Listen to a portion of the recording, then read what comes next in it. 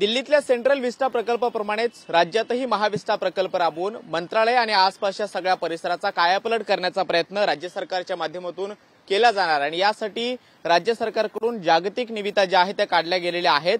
5 ऑगस्टला या जागतिक निविदा काढल्या गेलेल्या ज्यामध्ये मंत्रालयाचा कायापालट करण्यासाठी येत्या काळामध्ये निविदा प्राप्त होतील आणि त्या अनुषंगाने मंत्रालयाचा कायापालट करण्याचं काम हे सुरू होईल। मात्र मंत्रालयाबरोबरच मंत्रालयाच्या समोर असणारे शासकीय बंगले, त्याचबरोबर मंत्रालयाच्या बाजूला असणारे गार्डन्स आणि येत्या काळात विधिमंडळाचा कायापालट करण्यासाठी त्या संदर्भातल्या सुद्धा जागतिक निविदा ज्या आहेत त्या काढल्या जाणार आहेत आणि त्यामुळे येत्या काळात टप्प्याटप्प्यानं मंत्रालय आणि संपूर्ण आसपासच्या परिसराचा कायापालट जो आहे तो केला जाणार आहे।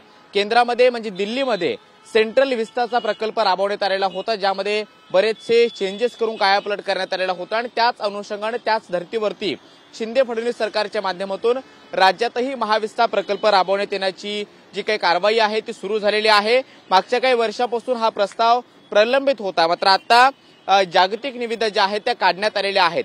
5 ऑगस्टला मंत्रालयाच्या जागतिक निविदा काढल्यानंतर आता येत्या काळात विधिमंडळाच्या जागतिक निविदा काढण्यात येतील आणि त्यानुसार टप्प्याटप्प्याने हे काम सुरू होणार आहे। मात्र या प्रत्यक्षात कामाला कधीपर्यंत सुरुवात होते आणि कधीपर्यंत ते काम पूर्ण होतं हे पाहणं अत्यंत महत्त्वाचं असणार आहे। मंत्रालय, त्याचबरोबर मंत्रालयाच्या समोर असणारे शासकीय बंगले, मंत्रालयाच्या बाजूला असणारे जे काही गार्डन्स आहेत ती आणि येत्या काळात विधिमंडळ, या सगळ्या गोष्टींचा कायापालट येत्या काळात होणार असल्याची माहिती आता राज्य सरकारकडून तशाबतच्या हालचाली पाहता समोर येते आहे।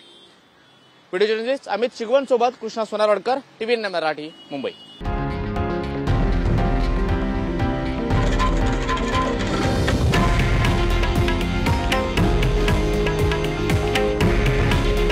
हे आहे देशातील नंबर 1 न्यूज नेटवर्क आणि आपण पाहत आहात TV9 मराठी।